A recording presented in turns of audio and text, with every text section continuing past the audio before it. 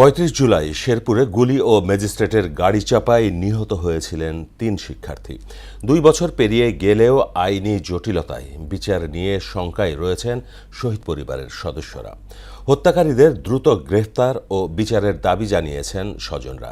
আর police বলছে আদালতে অভিযোগপত্র দাখিল করা হয়েছে। অপরাধীদের গ্রেপ্তারে অভিযান চলমান রয়েছে। মইনুল হোসেন প্লাবনের পাঠানো তথ্যচিত্রে তাহসিন তারিনের প্রতিবেদন। হাসিনা সরকার পতনের আগের দিন বিকেলে শেরপুর শহরের কলেজ মোড়ে জেলা প্রশাসনের নির্বাহী ম্যাজিস্ট্রেটের গাড়ি চাপায় শহীদ হন শিক্ষার্থী মাহবুব আলম ও শারদুল আশিস সৌরভ। এর কিছুক্ষণ আগে আওয়ামী লীগ নেতাদের গুলিতে মারা যান সবুজ নামের আরও এক শিক্ষার্থী। হত্যা মামলায় কয়েকজন আসামি গ্রেফতার হলেও রাঘব বোয়ালরা রয়ে গেছে ধরাছোঁয়ার বাইরে।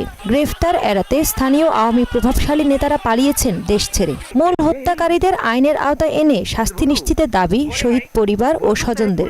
গাড়ি চাপাই যে আমার ছেলেটারে মাইরা ফেললো ম্যাজিস্ট্রেটের গাড়ি, আমার ছেলের জন্য সঠিক বিচারটা। আসামি হয়ে বিভিন্ন জায়গায় পালাইতেছে, কিন্তু এখনো তো আমার সন্তানের বিচার পাইলাম না। এই মামলায় আদালতে অভিযোগপত্র দাখিল করে এজাহারের নাম না থাকলেও তদন্ত আসামি হিসেবে অন্তর্ভুক্ত করা হয় নির্বাহী ম্যাজিস্ট্রেট তারিকুল ইসলাম শাকিলের নাম। জনপ্রশাসন মন্ত্রণালয়ের অনুমতি না মেলায় অগ্রগতি নেই এই মামলার। যেভাবে দেখা যাইতেছে মনে হইতেছে না যে আমরা বিচার পাবো, কারণ এখনো ম্যাজিস্ট্রেট চাকরিতে বহাল।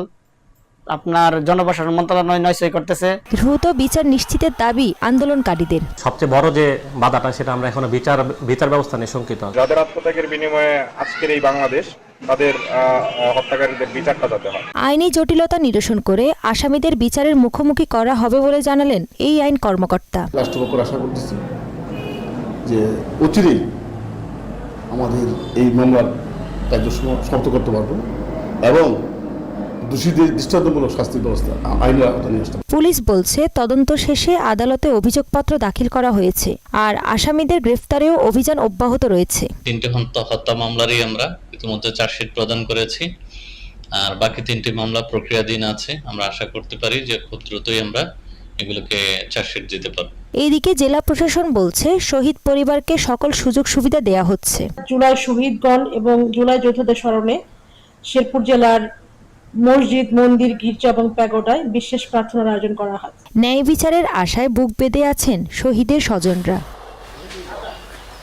তাহসিন তারিন, মোহনা সংবাদ।